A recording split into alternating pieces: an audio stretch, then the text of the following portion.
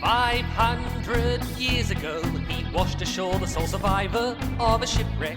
And upon the skull of the man who killed his dad, he said, "I'm mad, I must eradicate piracy, injustice and cruelty, and all my sons will follow me, so evildoers will believe that this man cannot die." The Phantom, the ghost who walks, the Phantom, enemies beware, the Phantom's always there, but you won't find the Phantom,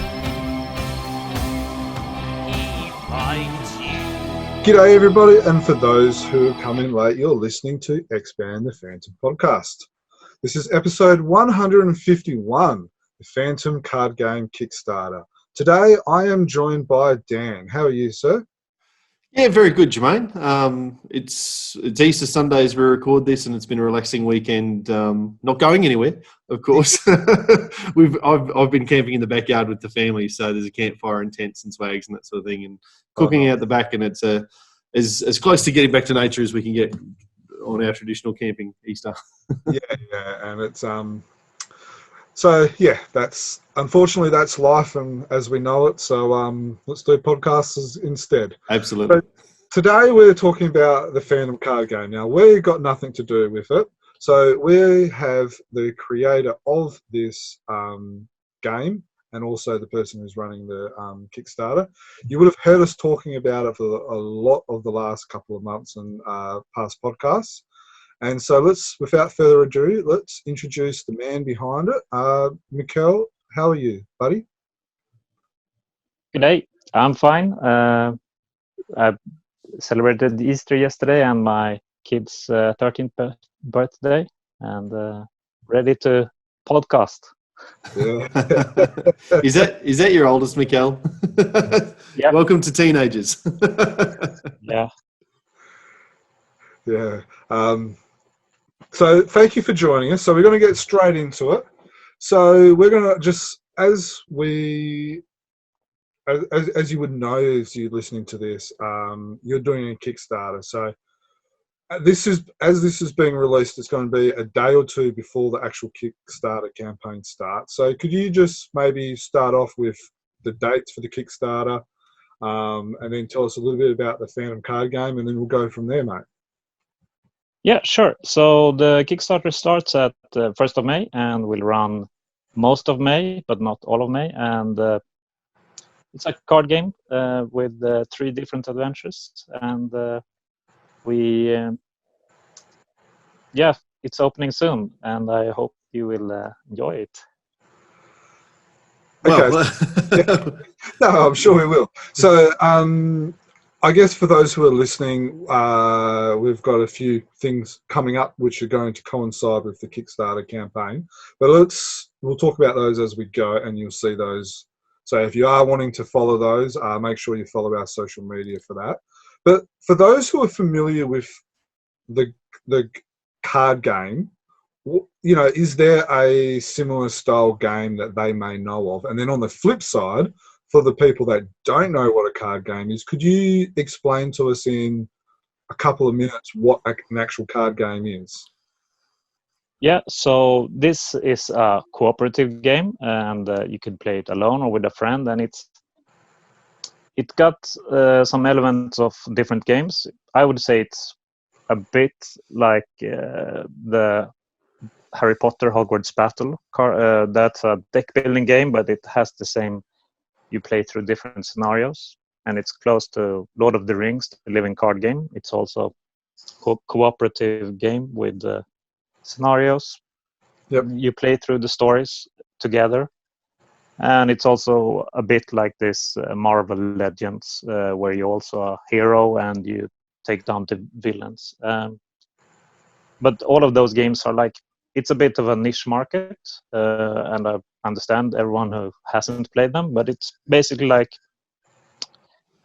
a super advanced solitaire, you could say, or a video game that you play analog. You have your heroes or your hero, and he has different things he can do, actions and allies and weapons. And then that's one part of the game, and the other part of the game is the adventures that you play against, the obstacles, the enemies. It could be different things. In this game, you play through 3 of the most exciting Phantom adventures, I would say. No worries. And so I guess, what are those adventures? You might as well tell us what those adventures are.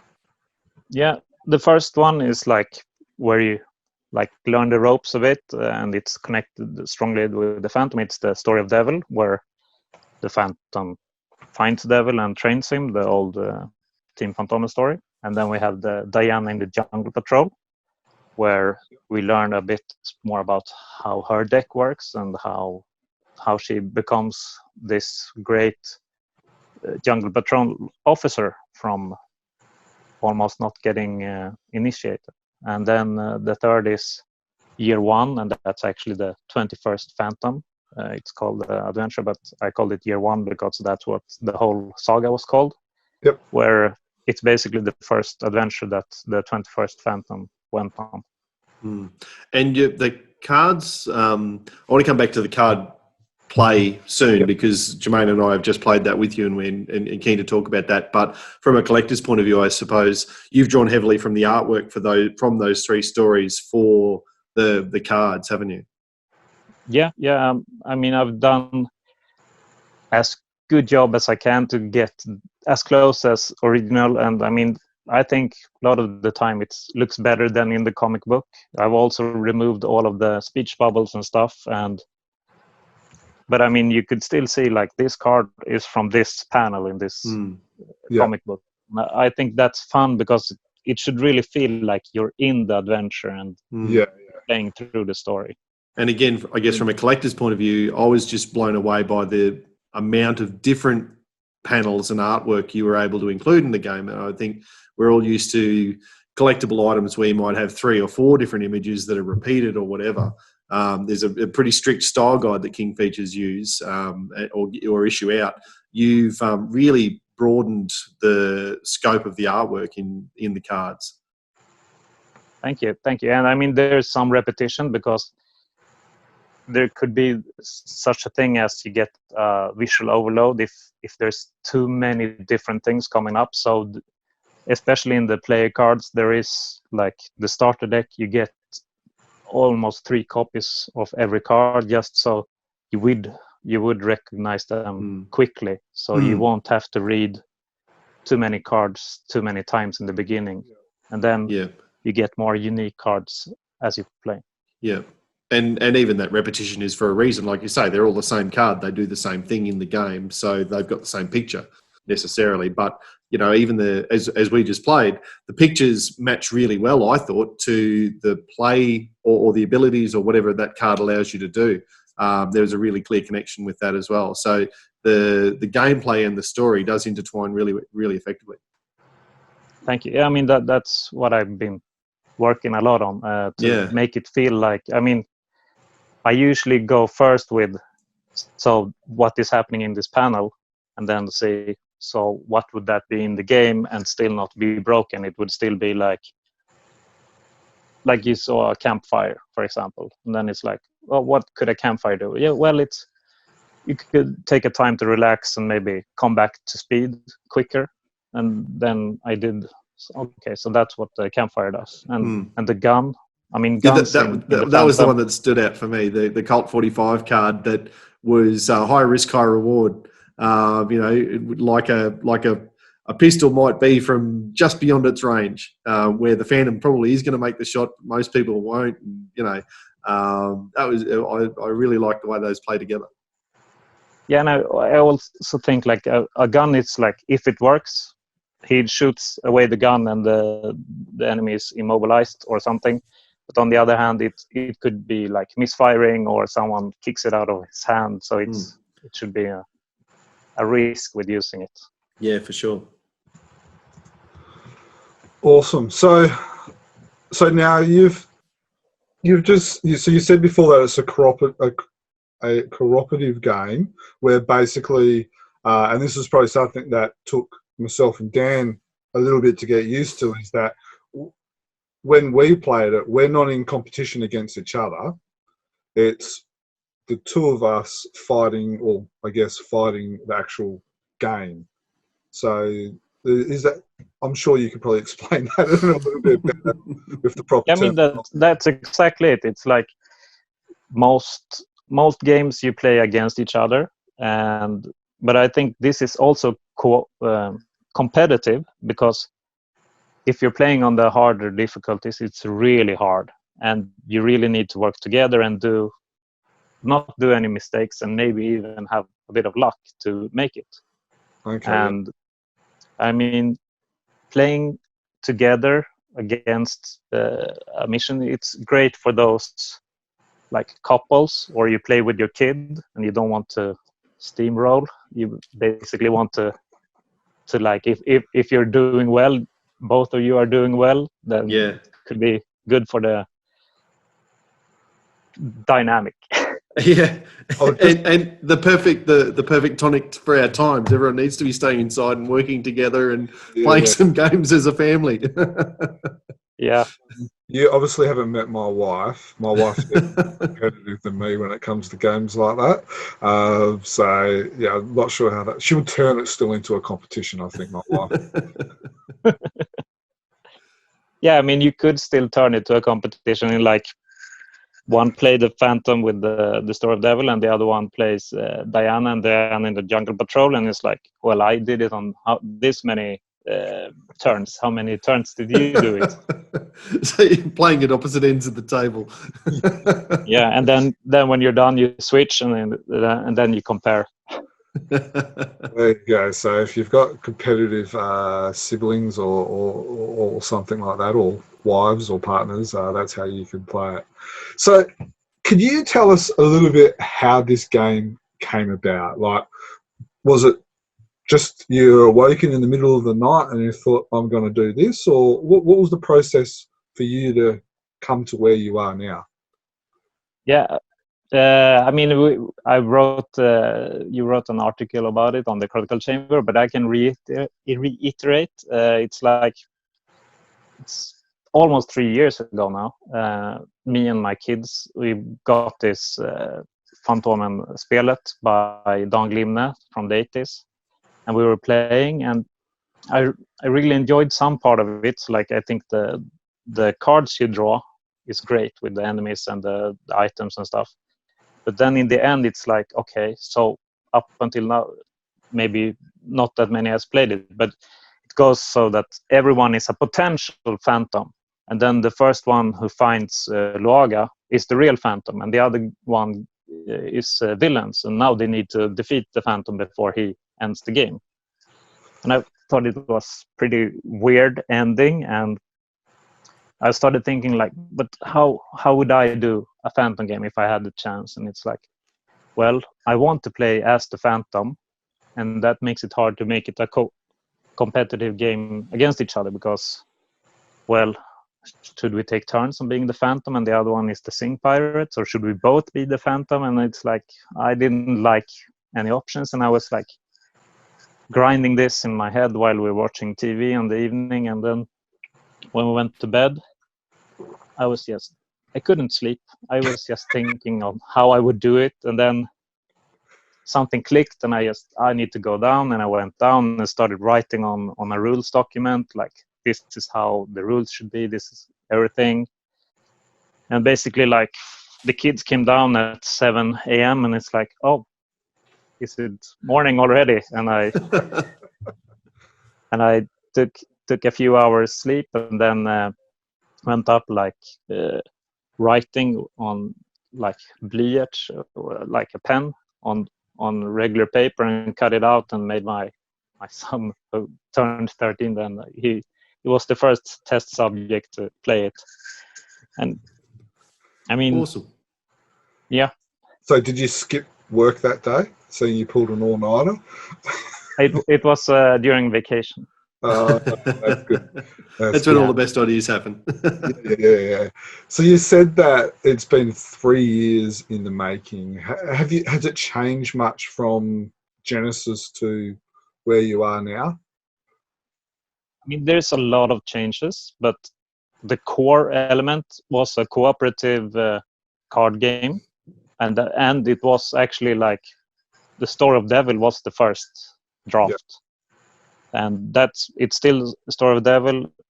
Some of the cards is not the same, but it's the same cards, like Colonel Bagshot, the Wolf, the Colt, those kind of cards is the same, but I changed the resource system totally. I changed how you battle. In the beginning, it was like you do either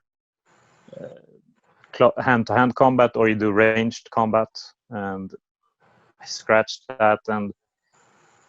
And I mean, the visual design that Diane has helped me with is totally different from how it was in the beginning. It's so great. And also like this unlocking cards while you play, and the different adjustable difficulties, all of those has been like you play it through and then it's like, you know what's really great, and you just add things. And I think like I could probably work 3 years more on it, but I'm not sure it would be better. Just would be more different. Yeah. Like, so just to pick you up on something you said in the middle of that, someone has helped you with the design. Do you want to give them a shout out? yeah. Dayan is my great friend, and he has helped me from like, when this started to be a real thing, when I started to look at the license, he started helping me with like the design step. He has helped me with all the cards, the rule book, the box. Right now he's working on the Kickstarter introduction video, and he's been such a great help.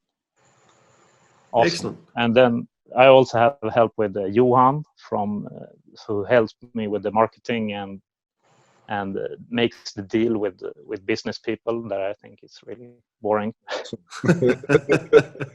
Boring, but very important. So Yeah. are these people Diane and what was the other guy's name? Sorry, It's Dejan and Johan.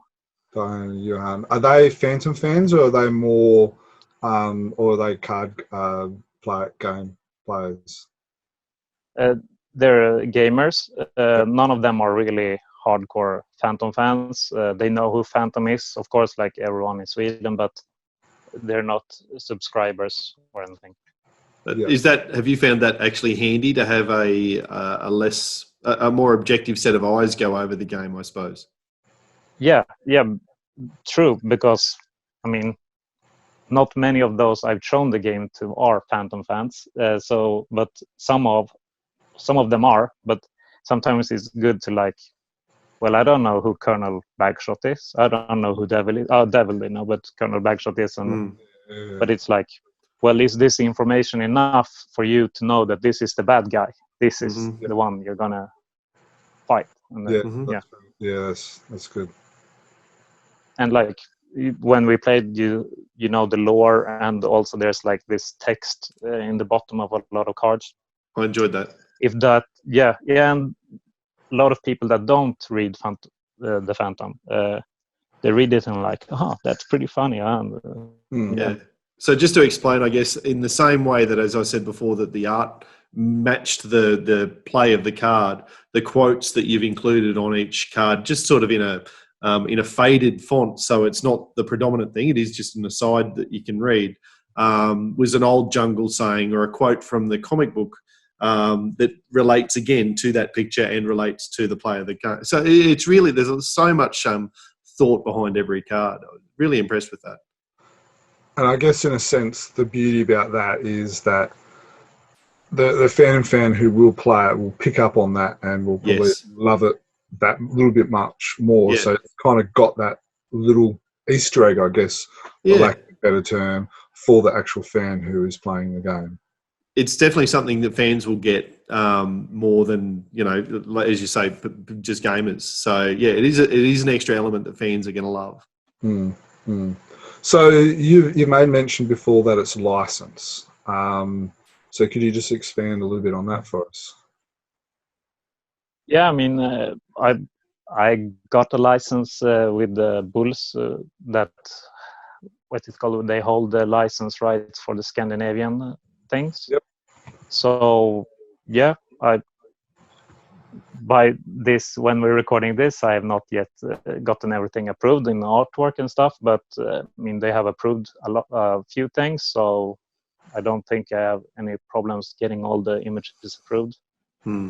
Yeah, and from what we saw, the images and stuff, obviously they're all in the spirit of the fandom, and that seems to be the thing that King Features is often looking for. Is it still Phantom enough? You know, so it's beautiful from fans' perspective, but you know, I think you'll be fine. Yeah, I'm not doing like any skits or any like stupid making him do stupid things or such. I try to be serious in the game with everything. I might have some small jokes, but nothing that's detrimental to the character. Yeah, no, exactly. And the license is for 3 years at least. So if this goes through, then I might be able to do more things afterwards. Let's see. Okay, awesome. cool. That sounds good. Yeah. So Kickstarter. So why Kickstarter? Why are we going with Kickstarter? Yes, I mean, Kickstarter is great to gauge interest, how many people are willing to do it, and if there's a lot of interest, we could do a better product. I mean, if I wouldn't go to Kickstarter, it would be taking my savings money and buy as many copies as I can and then try to sell it. Now instead, everyone who wants a copy pays first, and then I have that money to do as good product as possible and maybe buy a stock for myself. And I mean, gauge interest and also build interest, because there's a lot of people that are just looking at Kickstarter campaigns and not easy to find elsewhere. Definitely. Now, obviously, a lot of fans know a little bit about Kickstarter because there's been the Phantom board game that has been, that's about 13, 14 months ago now, I believe it is. Yep. So the dates again. So the dates are, can you just tell us the dates again? Yeah, the Kickstarter opens at 1st of May. Yep. And we hope to have the game at customers before Christmas. Oh, wow. But I mean, the Kickstarter is running from 1st of May to 29th, I think the plan is. And even if you're, low on cash, during that time you could do like the minimum wage or minimum pledge, and then you get access to adding stuff after. So can you take us through those pledge levels now? Like, have you made decisions around what those will be?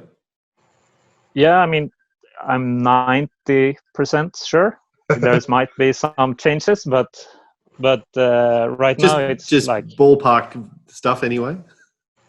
Yeah, and like I have to do it in kroner because my resident address is in Sweden. Yep. So the easiest for me is to just talk in US dollar, because the US dollar is around 10 kroner per dollar.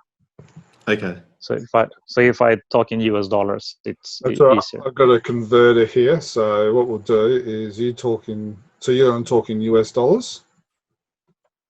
Yeah. So like the first one would be like a pledge level that's, sorry? Oh, so you're talking US dollars, and then what I'll do is I'll convert that to Australian dollars. Cool. So the first level is basically like friend of the Phantom, and that's like $1. Then you would get like notifications, and you could then add money after the Kickstarter is done to get the copies in the same way. It's just the money that gets added there won't be counted towards the stretch goal and such. So it's worth for the campaign, but I understand if you, I mean. So it's basically a way for people to dibs a copy for themselves if the Kickstarter is successful. If the Kickstarter is successful, they have the option to then get into the pledge handler. That's a thing after the Kickstarter ends, where you could like, oh, I want this also, and then put in more money. Cool. Okay. Yeah, So that's the smallest one, and then we have like just the base game, and that's around $29. And then you get what we saw. It's like over 200 and something cards, and the legend cards and tokens and rulebook and those things. Yep. That's about and 45 then- Australian. And then we have the deluxe edition that has everything in the before one. And then we add like 9 pieces of alternative arts. So that's cards that already are in the game, but painted by 9 different Sunday artists. Oh, wow. Oh, cool. And also one of these cardboard throne that's going to look something like this, where you can put cards like that. Yeah. But not, Oh, that's I cool. mean, the cards from the game, yeah. So for people listening to the audio, it's a sort of a cardboard put together throne that's also a card stacker, the card holder. That's pretty cool. Well, it's got the chain of patience as well, which a lot of fans tend to like. Yeah. So how much is that each level? That's around $35 US. Yeah. Which is about 55 Australian. Yeah. And then we have the plan is, I forgot. The plan is, I'll leave it until it's not sure it's going to happen. So let's wait for that. But That's then fine. there's going to be the beautiful cover from Henrik Sahlström. We're going to have that as a print in the same size as the box. That's going to be autographed by Henrik Sahlström. And then that's like, you get the deluxe plus that, and that's the deluxe plus signed, I think the pledge level is called. Mm-hmm. We haven't put the price tag on that. That's fine. Yep. What's the you just mentioned the box, and I'm sure by the time we post this there'll be images of that, and we're lucky enough to have seen a copy of it already. It really beautifully represents all 3 games, ties them all in together. It's a great example of Sahlström's work. About what size is the box going to be? Yeah, it's planned size, 23 times 23 centimeters of the cover, and then like 7 centimeters deep. Right. See, I think that's probably much bigger than most people would expect, given that it's a card game and we sort of expect that to fit in your wallet sort of thing, or your back pocket. So that's really cool, and a print that size too.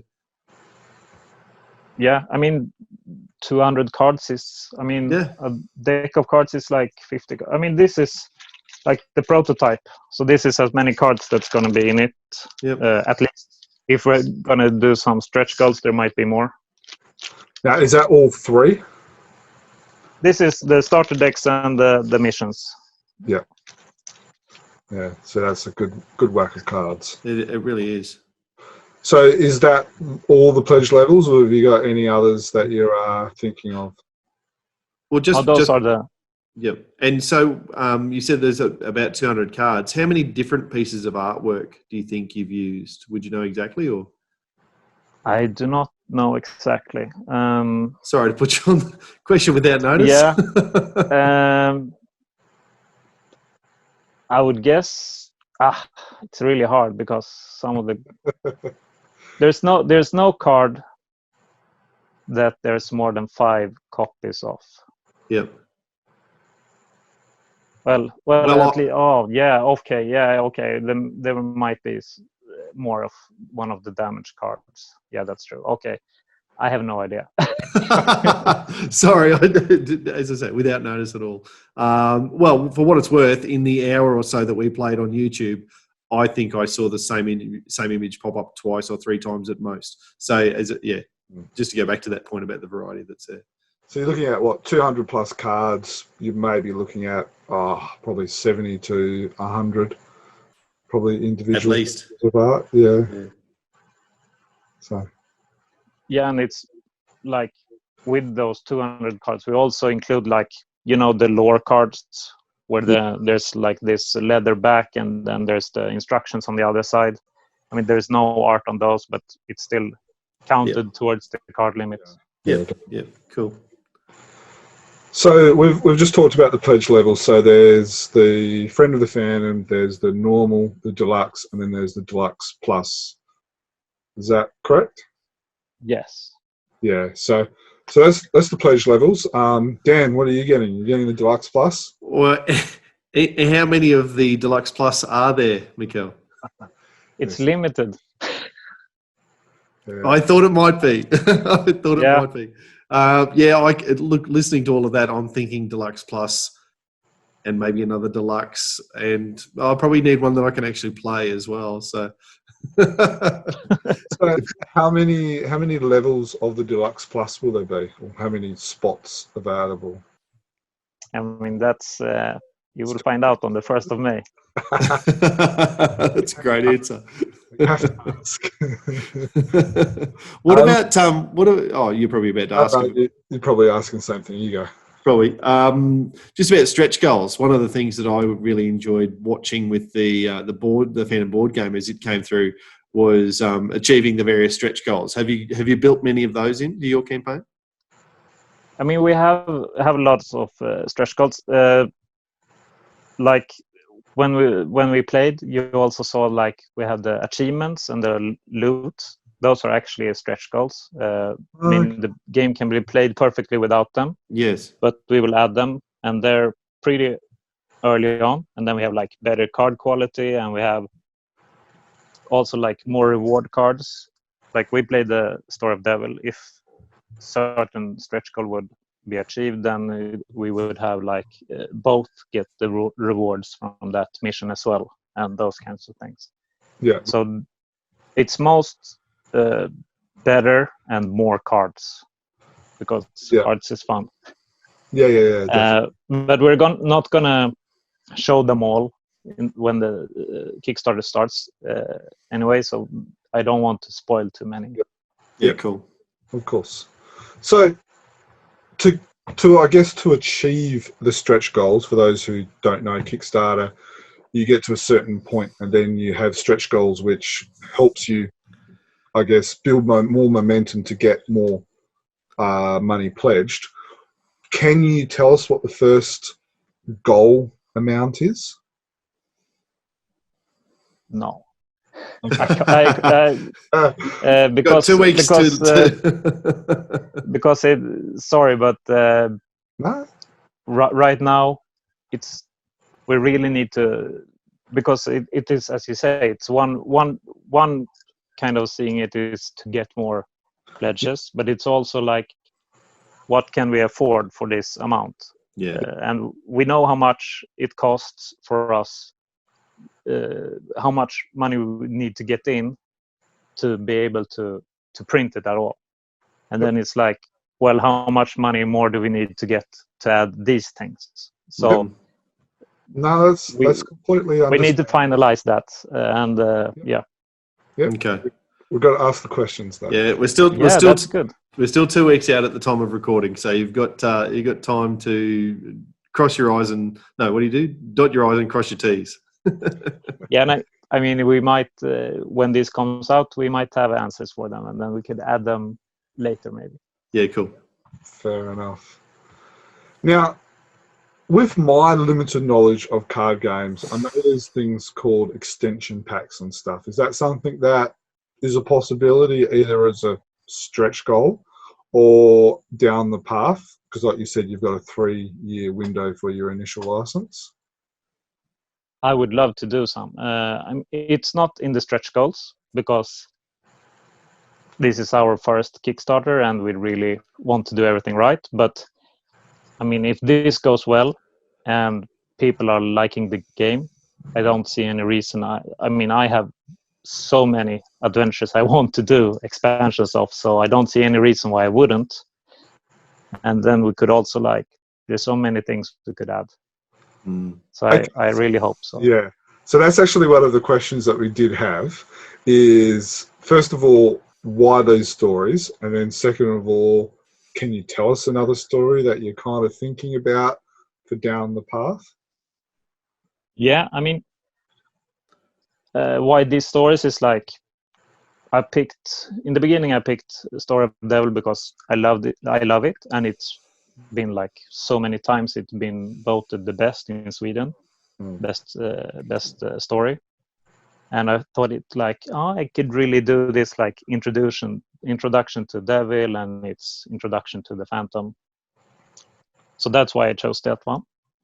Diane in the Jungle Patrol, I was reading all the chronicles and like every story with Diana in its title, and trying to find a story where she's really in the foreground and she's badass. And the way I see Diana is she is a badass, and she is an independent, strong female character, and so that one was the best I could find story-wise. And I mean, I think it's quite a good story, and it could also be, even though it takes place in the continuity at a certain time, I would say it could just as well take place before she marries the Phantom and such. It could be like independent. She doesn't really know who the Phantom is, with a bit of imagination. Yep. And then the year one was basically like, when you're doing a card game like this that I want with unlocking things, I felt like it's really cool to go where it really started. Yeah. I mean, I know not everyone is a fan of year one, but I really liked it, and I think it works. Like, if it's going to be a game with you unlock things, why not do it at the same time as he does? Yeah, that makes sense. Yeah. So for those who are interested about those games, just a quick mention that we will be doing, the 3, maybe 4 of us, if Stephen joins us, we will be doing a review of those stories as part of the Kickstarter campaign in a couple of weeks' time as well. So that we can nut out those stories a little bit further and stuff. So it'd be a good idea for anyone listening to this, if you've got copies of those, dig them out and have a read, just to get yourself familiar with what the gameplay is. Because again, as I said before, the gameplay does mirror the story quite well. And then you'll also be up to speed to listen to the podcast where we review the stories and agree or disagree with what we say about our thoughts on them. Exactly. Yeah, and I mean, we were talking about the Drakon Phantom game earlier. I mean, I love it what they do with giving out the TPB with the Kickstarter with all the stories. Sadly, I don't have the license to give out comics. Otherwise, it would be awesome to give out a trade paperback with these stories. But I have to work with what I have. But you also asked me what stories I would like to take on, and there's quite a few that I really like. It's like this one with I think it's a McCoy story where he loses the ring and this bad guy picks it up and goes around in the jungle and making everyone dislike the Phantom. I think that one could have some pretty fun mechanics with, like, you have different piles that would be different villages and you have to run around and find him. Yeah. Something like that. And going further on the year one, I actually like Moloch. I have some synopsis on how I would do it, and later on there's one called like the Eye of the Storm, where it's like a Agatha Christie story. That if I would do that as a adventure, I would make it more like a clue thing, like you have to find out who is the guy, with what motive did he do this, or something like that. But I mean, it's right now it's only ideas, but something I really want. Well, for what it's worth, I would love to see you do the old McCoy story. Governor and Susie is another one that I think might, from a completely untrained, there seems to be lots of twists and turns in that quite long story that you could I couldn't, but you might be able to manufacture a game around. Yeah, I mean, there's so many good stories. Yeah. And I mean, it would be pretty cool to do like the Sing Pirates also. Like that Yep. would be Yeah, a cool thing. awesome. Yeah, cool. Now, you may mention that Henrik Solstrom's doing the cover. Is that the only original non-new bit of art, if that kind of makes sense? It's the only newly created Phantom art. I mean, there's lots of art on the cards and the small tokens and the backs and all of those are like our design, but that's the only like real art, I would say. Yeah. Okay. And of course, Jermaine's next question will be: is that going to be up for grabs as a pledge goal, the original art for the cover? But no, he only does it digitally, you know. Ah, So of I course. won't even have it. Otherwise, it still wouldn't be because I would have it like. So, very good. Oh, you've got an empty spot for it as well. Yeah. It's gonna be. I guess it will be the poster signed instead. Yeah, for sure. Yeah, definitely. Now, over on your, what side corner is that? On your left side, I see a couple of little things that look familiar. Are you able to show us what they are? Obviously, if you're only listening to us on audio, you might not be able to see it. So obviously go onto our YouTube and Mikael will explain what he's got for us. Are you talking about these ones? Yeah, the little prototypes that you've kind of got behind you. Yeah, these are like. Oh, sorry. Like when I did the.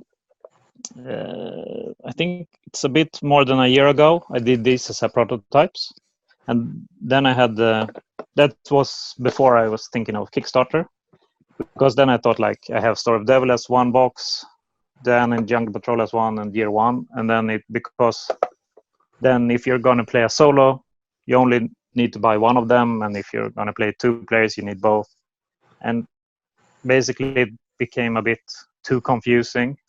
And maybe there was too many choices already before buying the game, so that's why we went to one box with all 3 and 3 adventures and 2 play decks. Awesome. Dan, have you got any other questions, Matt?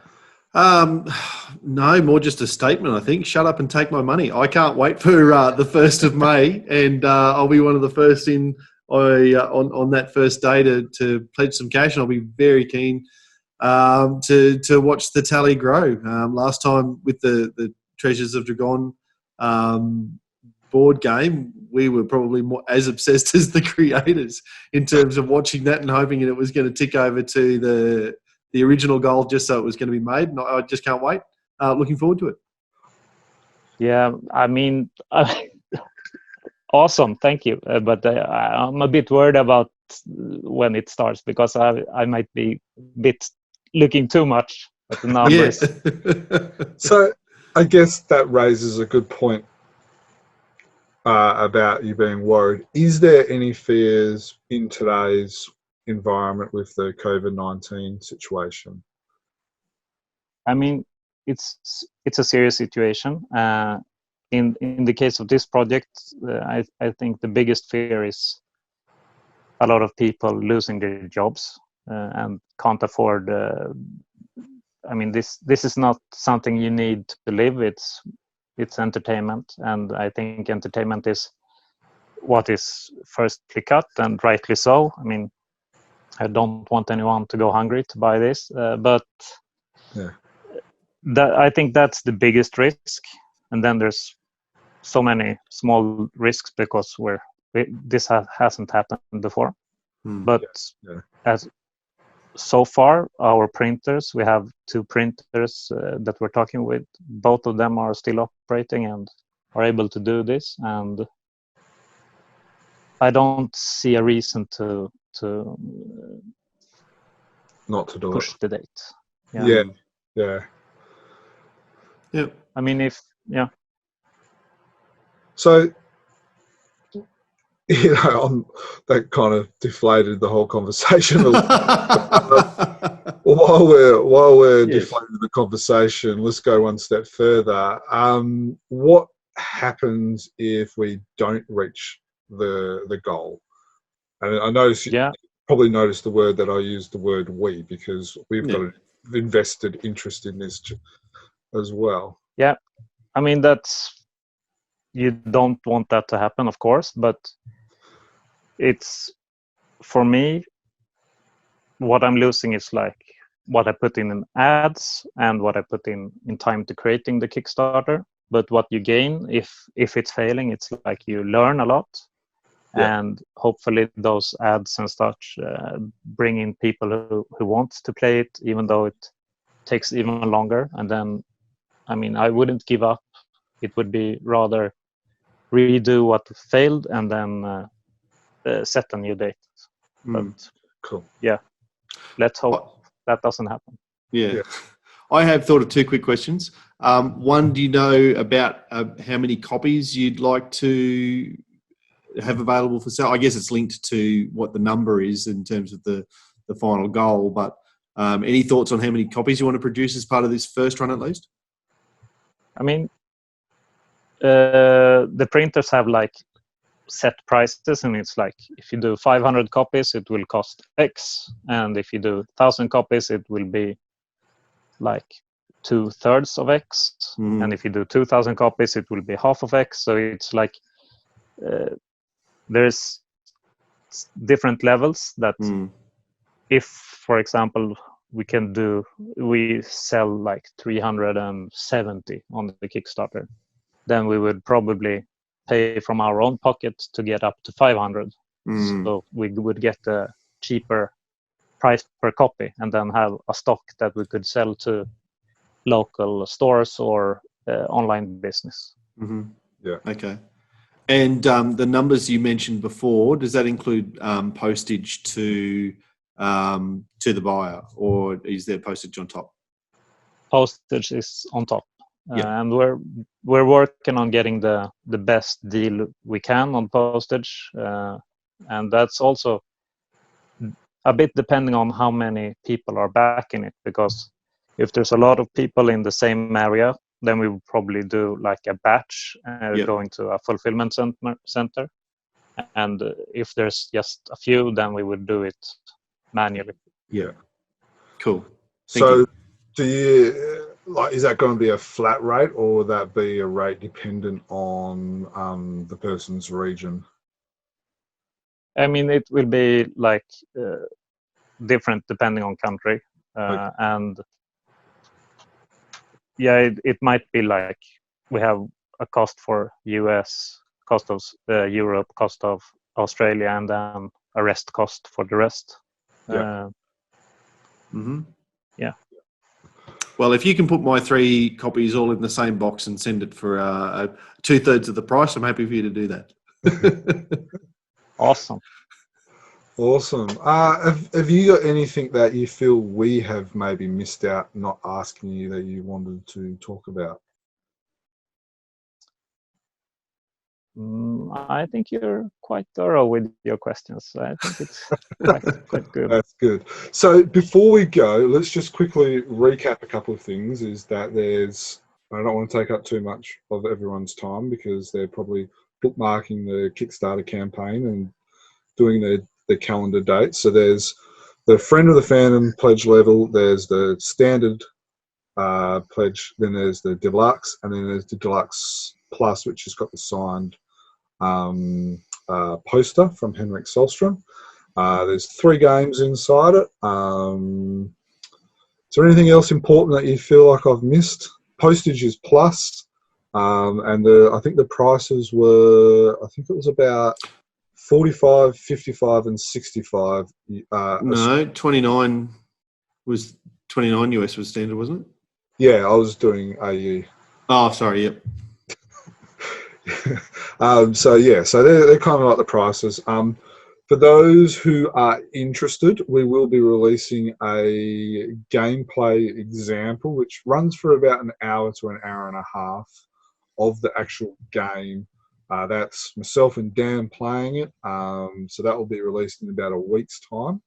About halfway through the Kickstarter campaign, there will be another podcast with the group of Chronicle Chamber and Mikael as we review the 3 stories, which is Devil Story, Year One, and Diana and the Jungle Patrol. Now, if you wanted to go read those stories, Diana and the Jungle Patrol was released in through 1804 and last in Sweden in Phantom Chronica 2 from number 2 from 2003.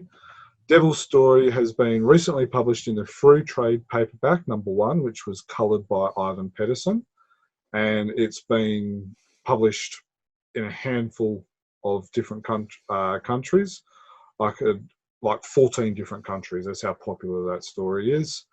In last time in Sweden, it is Phantom Chronica number 6 from 2007.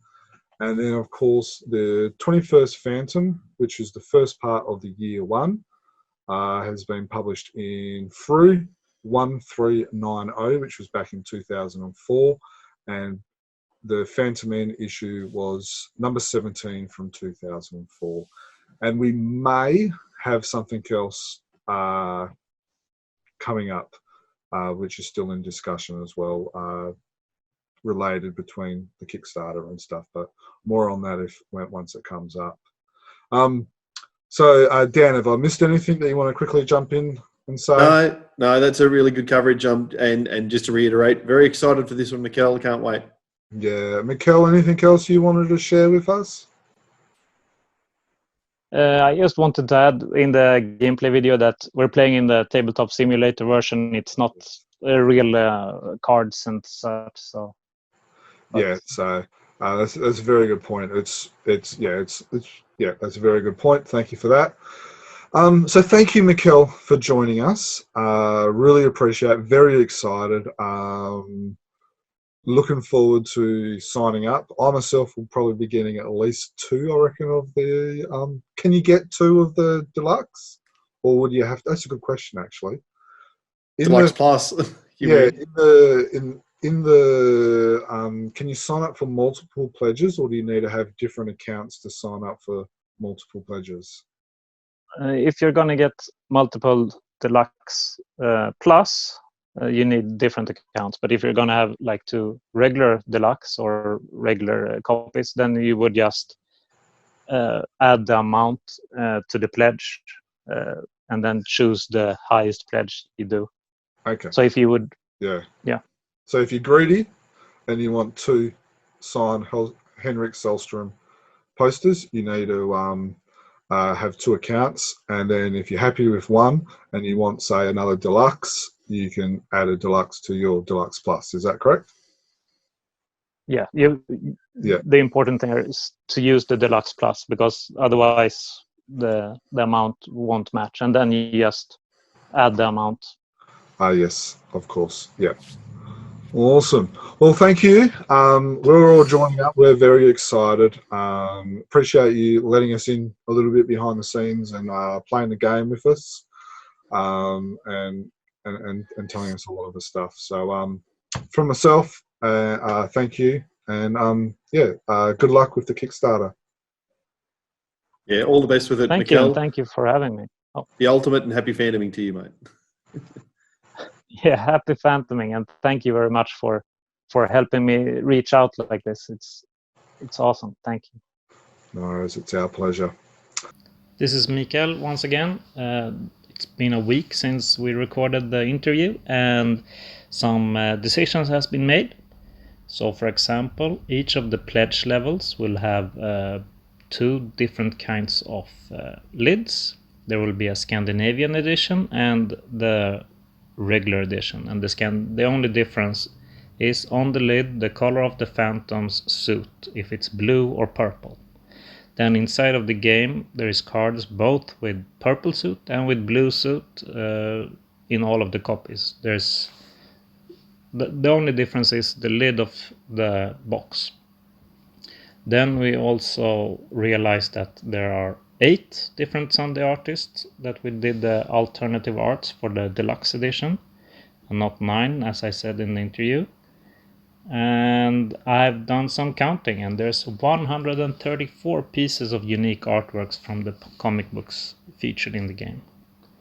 So see you on 1st of May. Happy phantoming. So thank you, Mikael, for your time today. Really appreciate it.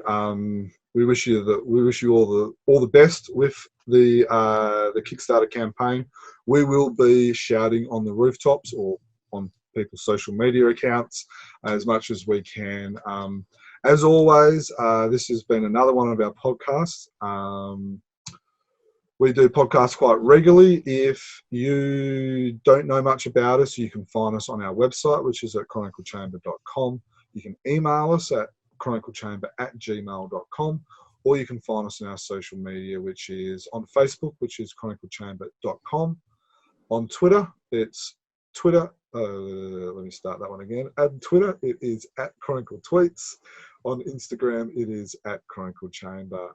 If this is your first time that you've been listening to us, because Mikael and the board game and Kickstarter and all those other things brought you over, we thank you for listening to us. You can subscribe to us via iTunes or via apps if you use an Android, via apps like Podbean, Player FM, Castbox, and Listen Notes. Now, if you're a Patreon listener, this would be very exciting for you because we love our Patreons. We've just recently done a 150th celebration issue podcast with them. Mikael was a part of that as well. But all our Patreons, we like to give back to our Patrons. And one of the ways that we have given back to our Patrons is that they are getting a special promo card that is actually related to this game. So basically, or playable in the game, isn't it? Playable in the game. So we should have played with that game. That would have been good. Could have used it to defeat some of those wolves. So that is a very special gift that only Patreons are getting. And so we just wanted to say thank you for them. Let them know that will be in the mail as well. And a huge thank you to Mikael for making that happen, because that's the very definition of a beautiful cross promotion, I think, Mikael, because I feel like we're benefiting more out of it than you are, to be honest. So thank you. Thank you. I think it's fun with. Oh, sorry. No. So I just think it's funny with promo cards. Yeah. Well, and it works with the Chronicle Chamber. It's so perfectly matched. It is excellent. perfectly matched, and we get an extra cool collectible, which, as a completist, I'm happy. I'm sure a lot of the other Patreons will be as well.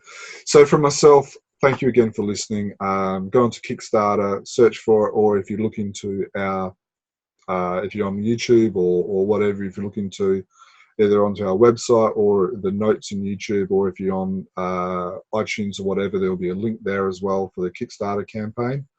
And then you'll be able to go there and you'll be able to pledge your support. So, Dan, thank you for joining myself tonight, and for myself, happy phantoming. Happy phantoming. Happy phantoming. 500 years ago, he washed ashore the sole survivor of a shipwreck.